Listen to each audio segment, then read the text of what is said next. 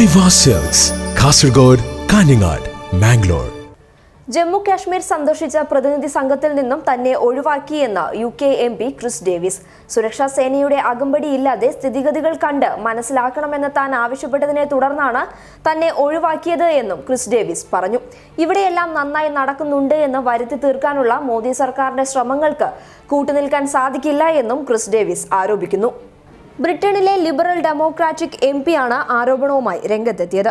October 7-ന് Jammu Kashmir സന്ദർശിക്കാനുള്ള ക്ഷണം തനിക്ക് ലഭിച്ചു. എന്നാൽ സുരക്ഷാ സേനയുടെ അകമ്പടിയില്ലാതെ ജമ്മു കാശ്മീരിലെ സ്ഥിതിഗതികൾ കണ്ട് മനസ്സിലാക്കണമെന്ന ആവശ്യം താൻ മുന്നോട്ട് വയ്ക്കുകയുണ്ടായി. 3 ദിവസത്തിനു ശേഷം തനിക്ക് നൽകിയ ക്ഷണം പിൻവലിക്കപ്പെട്ടു എന്നും ക്രിസ് ഡേവിസ് പ്രസ്താവനയിൽ പറഞ്ഞു. എന്താണ് ഇന്ത്യൻ സർക്കാരിന് മറയ്ക്കാനുള്ളതെന്നും എല്ലാം നന്നായി നടക്കുന്നുവെന്ന് വരുത്തി തീർക്കാനുള്ള മോദി സർക്കാരിന്റെ ശ്രമങ്ങൾക്ക് കൂട്ടുനിൽക്കാനാകില്ല എന്നും ക്രിസ് ഡേവിസ് കുറ്റപ്പെടുത്തി.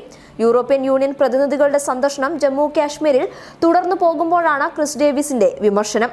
ജമ്മു കാശ്മീരിലെ സുരക്ഷാ സാഹചര്യം സംബന്ധിച്ച കാര്യങ്ങൾ സുരക്ഷാ സേന പ്രതിനിധി സംഘത്തോട് വിവരിച്ചു. പ്രതിപക്ഷ നേതാക്കൾക്ക് അനുവാദം നൽകാതെ യൂറോപ്യൻ യൂണിയൻ പ്രതിനിധികൾക്ക് സന്ദർശനത്തിന് അനുമതി നൽകിയ മോദി സർക്കാരിന്റെ നടപടി പാർലമെന്റിനെയും രാജ്യത്തെ ജനപ്രതിനിധികളെയും അപമാനിക്കുന്നതാണെന്ന് കോൺഗ്രസും CPM-ഉം കുറ്റപ്പെടുത്തി. സന്ദർശനം നടത്തുന്ന 27 MP-മാരിൽ 22 പേരും തീവ്ര വലതുപക്ഷ പാർട്ടികളിൽ നിന്നുള്ളവരാണ്. നാസി അനുകൂല പരാമർശം നടത്തിയതിന് യൂറോപ്യൻ യൂണിയൻ വൈസ് പ്രസിഡന്റ് സ്ഥാനത്ത് നിന്ന് പുറത്താക്കപ്പെട്ട പോളണ്ട് MP റൈസർ സെർനാക്കി അടക്കമുള്ളവരാണ് സംഘത്തിൽ ഉള്ളത്.